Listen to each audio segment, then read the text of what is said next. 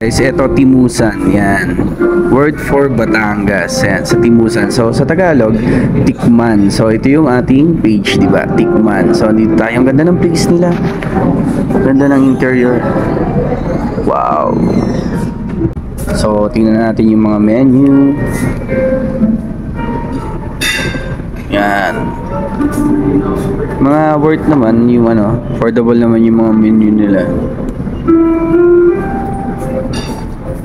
So, tara, order tayo. Meron sila ditong alfresco. Ang ganda ng lugar, Date kayo dito, di ba?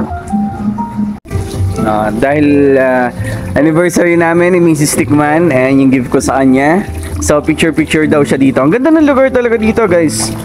So, kung mapapagawi kayo dito, di ba? Ganda mag-picture. So, ito yung kanilang alfresco. Tapos yun yung aircon. So, picture na natin si Mrs. Tikman. Ayan, kanyang money bouquet. Yan, meron silang complimentary dito na prawn crackers. Yan, may suka pa. Wow! So, ito yung kanilang pinakang appetizer. Complimentary yan, di ba? Din po si Tadoro po sa gata.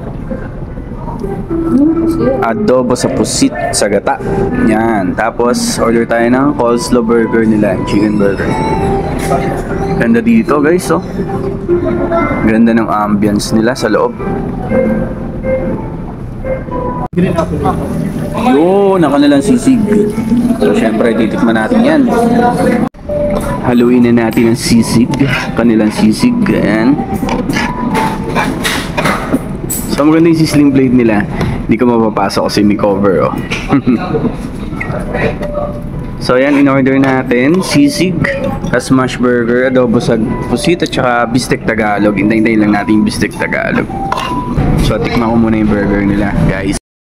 So, ito yung complimentary nila, guys. Ayan, prawn crackers. Ayan. Tikman natin yung burger. Yun, hindi kasamang fries. Ito yung coleslaw burger, mga idol. So, chicken burger siya. Sayang lang, hindi available yung ibang burger nila. Ito. Perfect bite.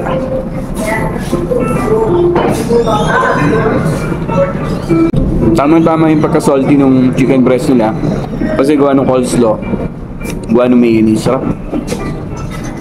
Tapos syempre crispy, diba?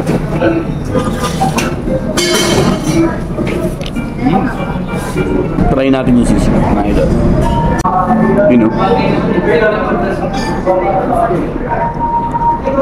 Creamy. Malasa, sarap. Parang hindi basta-basta yung mga ingredients niya. Isa pa. Sarap sa kanin. So, hintayin natin yung kanin ko, complete na. Thank you. Yun. Masarap ng bistek Tagalog, guys. Nice. Tapos, pinarequest ko garlic rice. Ayan. So, tikman natin kung malambot. Kasi beef to beef yung kanilang bistek Tagalog. Yun, mainit na mainit pa.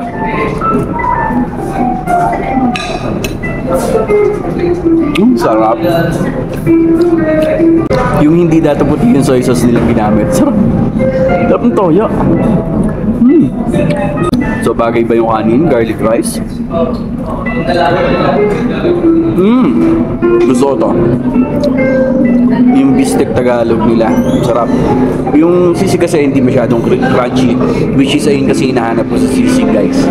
So, yung burger, sakto lang din. Yan. So, umano sa akin talaga itong bistek Tagalog kung pupunta kayo dito, guys. Kung titikman nyo to. So, Timusan. So, in Tagalog, tikman. So, tikman mo to. Diba? So, kain tayo, guys. Ganda dito. So, date kayo dito. Pwede rin mag-ride dito kasi ang ganda ng lugar. Lawak ng parking. Kain. Up. So, order natin drinks. Green apple fruit soda. Yan.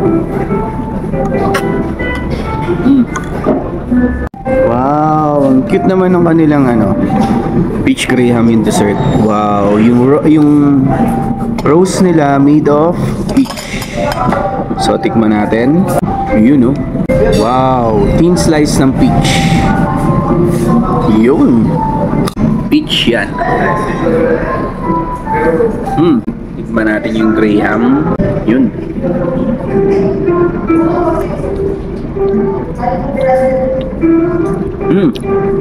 Uy, ayos. Hindi sobrang tamis. Okay ito. Ito yung dessert nila, guys. So, yun, guys. Tapos na tayo kumain. Sarap ng bistik talaga. So, kung babalik ako dito, bistik yung kakainin ko. So, doon sa sisig, kung nag-expect kayo ng crunchy, hindi siya crunchy, pero andun yung lasa, yung magugustuhan mo yung lasa niya, di ba? So, yung burger, pasok din sa akin. So, yun, timusan nyo na, tikman nyo na. Yes. So, Batangas version ng tikman, timusan. Thank you.